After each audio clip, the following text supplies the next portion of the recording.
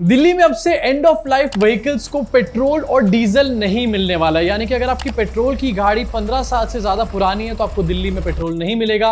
वहीं अगर आपकी डीजल की गाड़ी 10 साल से ज्यादा पुरानी है तो आपको दिल्ली में डीजल नहीं मिलने वाला। अगर आपकी ऐसी गाड़ियां हैं तो अब से आपको नोएडा या फिर गुड़गांव में जाके पेट्रोल और डीजल भरवाना पड़ेगा।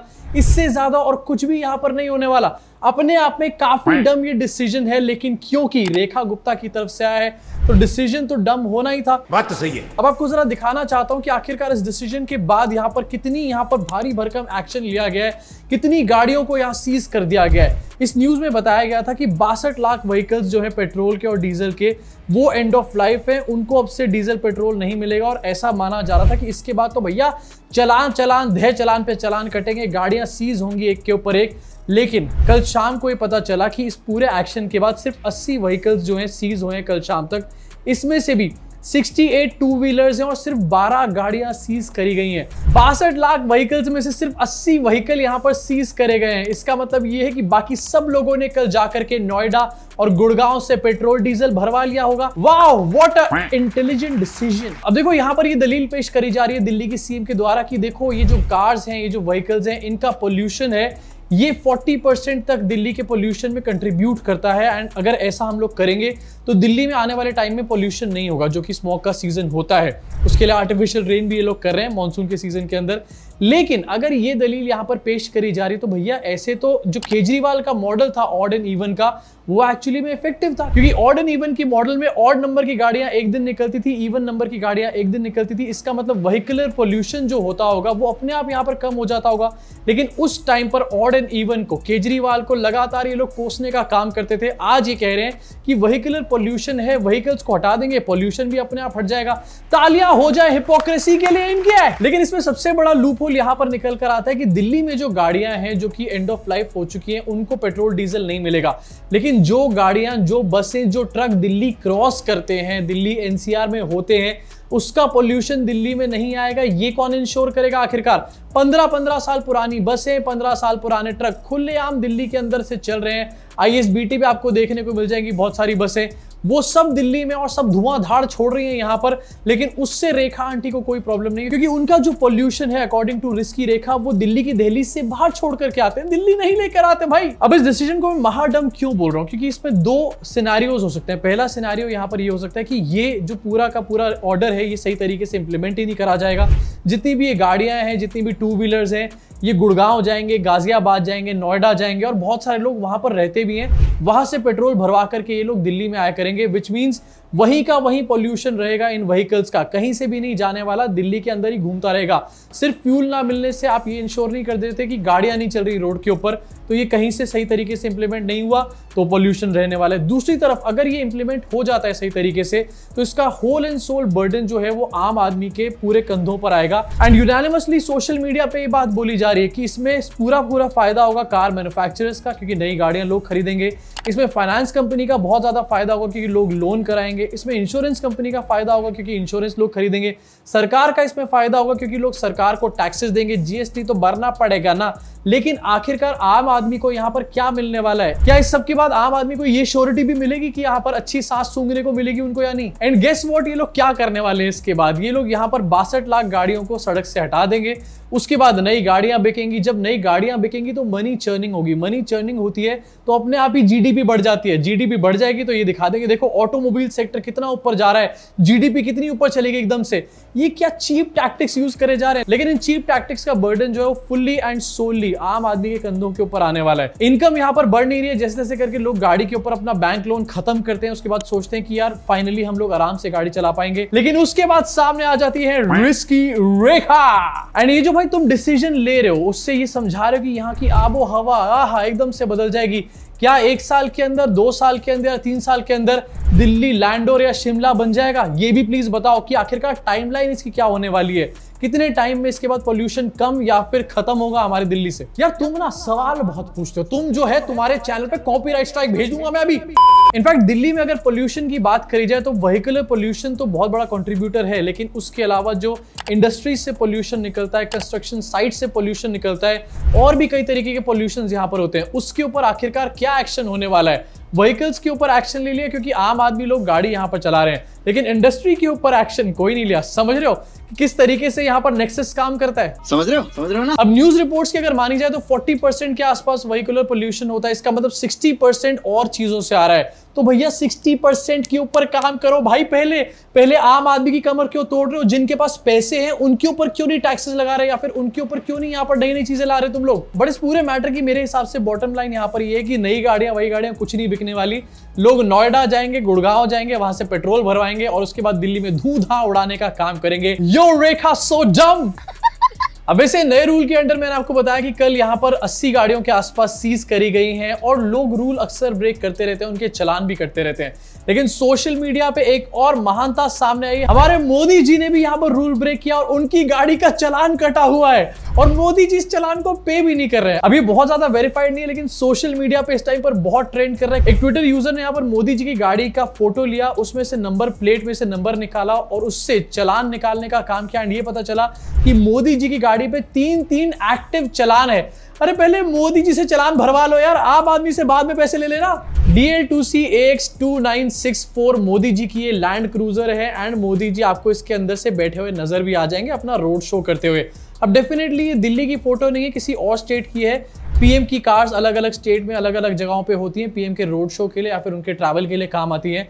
लेकिन उनमें से ही एक गाड़ी जो है उसके 3 चालान कट रखे हैं। अबे मोदी जी भी ड्रिफ्ट मारते क्या अपनी गाड़ी से, या फिर ड्रैग रेस करते हैं land cruiser versus range rover? अभी किसी महान इंसान ने मोदी जी के चालान तो यहाँ पर निकाल के सामने रख दिए हैं, लेकिन उस महान इंसान से और सबसे कहना चाहता हूं, इन चालानों की टेंशन मत लो। आपके और मेरे जेब से पैसे निकाल के, आपसे और मेरे से टैक्स लेकर ही ये चालान यहाँ पर भरा जाने वाला है। तो ज्यादा टेंशन लेने की जरूरत नहीं है, रहने दो इन चालानों को, कोई दिक्कत नहीं, चलाए जाओ मोदी, दौड़ाए जाओ।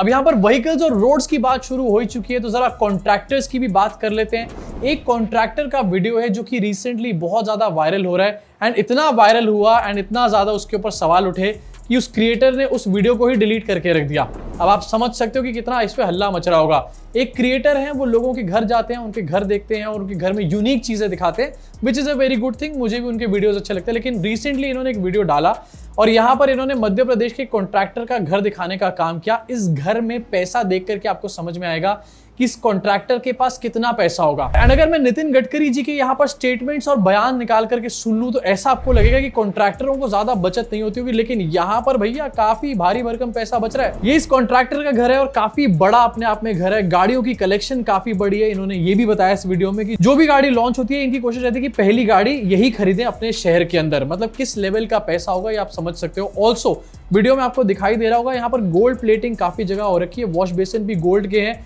एंड स्विचेस भी गोल्ड के इन्होंने यहाँ पर लगवा रखे हैं। सोने के स्विचेस लगा रखे हैं घर के अंदर। अब ये डेफिनेटली कोई व्हाइट की इनकम तो होने नहीं वाली भाई। इतने अच्छे दिन तो यहाँ पर हमारे देश में किसी के चल नहीं रहे, तो आखिरकार ये पैसा आ कहां से रहा है? अब अगर सही तरीकों से पैसा आ रहा होता तो ये वीडियो शायद रहती, लेकिन वीडियो भी सोशल मीडिया से डिलीट कर दी गई है। अब इस घर में दिखाया तो गया है कि बहुत पैसा लगाया गया है, गोल्ड है जगह जगह, बहुत पैसा लगाया गया है, लेकिन मेरी ओपिनियन में ना ये काफी घटिया घर लग रहा है सच में भाई। ये घर एक परफेक्ट एग्जाम्पल है इस चीज का कि पैसे आने से किसी बंदे में क्लास नहीं आती है। गोल्ड के स्विचेस लगाने के बाद भी काफी घटिया, काफी भाबड़ भूसा सा यहाँ पर घर लग रहा है। उससे ज्यादा और कुछ भी नहीं लग रहा मुझे ये।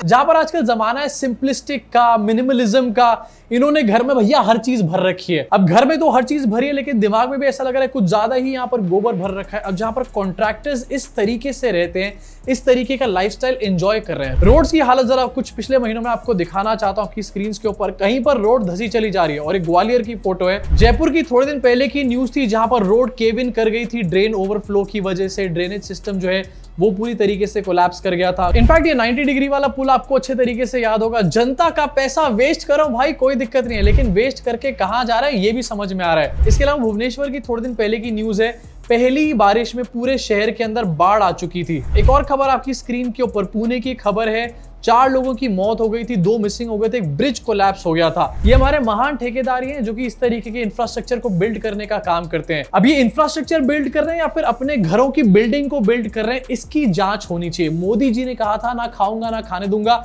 अबे खा भी रहे हैं, डकार भी रहे हैं, घर देखो सोने के स्विचेस भी यहां पर लगा रहे हैं, खाऊंगा ना खाने दूंगा। अब इसके ऊपर जांच तो छोड़ दो, इस टाइम पर डिस्कशन भी इसके ऊपर नहीं होके दे रहा। गोदी मीडिया यहां पर दिलजीत दोसांझ के पीछे पड़ा हुआ है, गोदी मीडिया यहां पर आमिर खान के पीछे पड़ा हुआ है, लेकिन करप्शन को उजागर करना नहीं, वो इनके बस की बात नहीं है, क्योंकि ये खुद ही करप्ट है सबसे ज्यादा। इसी के साथ आगे बढ़ना चाहता हूं, एक और ट्रेंडिंग न्यूज के बारे में बात करना चाहता हूं। हमारे देश में अलग अलग स्टेट्स में से, अलग अलग सिटीज में से एक बहुत ज्यादा चीज आजकल वायरल हो गई, ट्रेंड कर गई है कि किसी भी बंदे को रीजनल लैंग्वेज के नाम पर पीट पाट डालो। ये बिल्कुल ट्रेंड कर गया और वायरल हो जाओ इसके बाद। ऐसी एक सिचुएशन रिसेंटली देखने को मिली जहां पर मुंबई में एमएनएस के वर्कर्स ने एक दुकानदार को थप्पड़ मारने का काम किया क्योंकि वो मराठी में बात नहीं कर रहा था। गुजराती दुकानदार था, ये गुजराती लोगों को थप्पड़ मारे जा रहे हैं महाराष्ट्र के अंदर। भाई मोदी जी चल क्या रहा है आखिरकार यहाँ पर।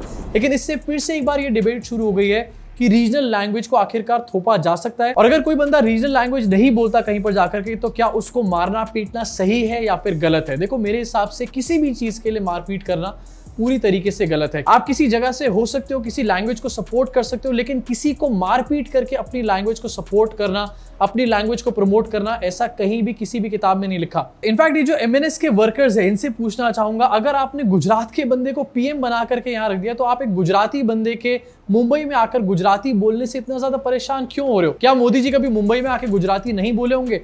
मोदी जी को छोड़ दो, अंबानी रहते हैं मुंबई के अंदर, अडानी भी मुंबई में रहते हैं, क्या ये लोग गुजराती में बात नहीं करते होंगे। क्या कोई भी एमएनएस का वर्कर इनको जाकर के थप्पड़ मारने का काम कर सकता है क्योंकि ये गुजराती में बात कर रहे हैं, मराठी में बात नहीं कर रहे। नहीं कर सकते ना। तो आखिरकार एक दुकानदार के ऊपर, एक अकेले बंदे के ऊपर अपना जोर क्यों लगाया जा रहा है। देखो हो सकता है कि उस बंदे ने वहां पर प्रोवोक किया हो इन लोगों को, लेकिन इसका भी कोई एविडेंस नहीं है। लेकिन उसके बावजूद भी उसके साथ मारपीट करना कहीं से भी लॉजिकल नहीं है। अब देखो दुकानदार की फ्री स्पीच का मामला है, वो अपनी फ्री स्पीच यहाँ पर एक्सरसाइज कर रहा था। दूसरी तरफ ये जो लोग हैं, एक तरीके से ये भी कह सकते हैं कि ये भाई मराठी लोग हैं, अपनी लैंग्वेज को प्रमोट कर रहे थे। लेकिन इस पूरी सिचुएशन में पता है क्या होता है, सरकार को इंटरवीन करना चाहिए। चाहे कर्नाटका हो, चाहे महाराष्ट्र हो, चाहे कोई भी स्टेट हो, वहां की सरकार को इंटरवीन करना चाहिए ऐसे मैटर्स के अंदर। लॉ एंड ऑर्डर इंश्योर करना ये सरकार का काम है, आम आदमी का काम नहीं है। लोग आते हैं बिजनेस करने के लिए, उस स्टेट की इकोनॉमी में कंट्रीब्यूट करते हैं। इसका मतलब ये नहीं कि वो वहां पर पिटेंगे भी उसके बाद। अब यहाँ पर एमएनएस के वर्करों ने तो कांड कर दिया, लेकिन उसके बाद राज ठाकरे ने भी इस चीज को कॉल आउट नहीं करा है। राज ठाकरे भी एक तरीके से इस पूरी चीज को सपोर्ट करते हुए नजर आ रहे हैं। लेकिन राज ठाकरे जी से पूछना चाहूंगा कि सर अंबानी और अडानी के ऊपर आप जाके खुद एक्शन कब लेने वाले हो, प्लीज जरा ये बताना हमारे को जरूर। अगर नहीं ले सकते तो इस तरीके से छोटे मोटे बिजनेस वालों को तंग करना बंद करो, अपने लोगों से बोलो। अब आपका इसके ऊपर क्या टेक है, नीचे कमेंट सेक्शन में भी भड़ास को जरूर निकालना। और साथ ही दिल्ली में जो इंटेलिजेंट रेखा आंटी का डिसीजन है कि एंड ऑफ लाइफ व्हीकल्स को पेट्रोल डीजल नहीं मिलेगा, ये क्या इंप्लीमेंट हो पाएगा, और अगर हुआ तो इससे किसका नुकसान होगा, आपको क्या लगता है, ये भी नीचे कमेंट सेक्शन में कमेंट करके जरूर बताना। जाते जाते आपसे फिर से 2 अपील करना चाहता हूं। पहली अपील, वीडियो को लाइक आप मोस्ट प्रॉब्ली अब तक कर चुके होंगे। दूसरी अपील यहां पर ये है कि प्लीज आगे आइए, कंट्रीब्यूट करिए, ज्वाइन का बटन दबाइए या फिर आप सुपर थैंक्स का बटन दबा सकते हैं। मैं बार बार बोल रहा हूं कि हम एक शो बनाने वाले हैं, बहुत अलग तरीके का शो बनाने वाले हैं, एंड ये शो एक्चुअली में काफी हटके होने वाला है। कोशिश हमारी अभी ये कि इसको हम वीक में एक बार बनाएं, क्योंकि प्रोडक्शन इसकी काफी ज्यादा हाई फाई रहने वाली है और हमारे को इसके लिए काफी एफर्ट भी करना पड़ेगा, पैसे भी लगाने पड़ेंगे। लेकिन आगे आने वाले टाइम में अगर आप लोगों का सपोर्ट हुआ तो हम इसको वीकली से ज्यादा भी फ्रीक्वेंसीज की बढ़ा सकते हैं। क्या शो होने वाला है, कैसे होने वाला है, ये मैं आने वाले कुछ दिनों में अपने अनफिल्टर्ड वाले चैनल पे आपको पूरी तरीके से बताऊंगा, थोड़ा डिटेल में आपको बताऊंगा। सारा तो नहीं बता दूंगा, थोड़ा सरप्राइज भी रखूंगा, लेकिन कुछ डिटेल्स आपको दूंगा यहाँ पर, तो आपको वहां पर देखने को मिल जाएगी। अभी के लिए इस वीडियो में सिर्फ इतना ही। मुलाकात होगी आप सब लोगों से इस चैनल के अगले वीडियो में।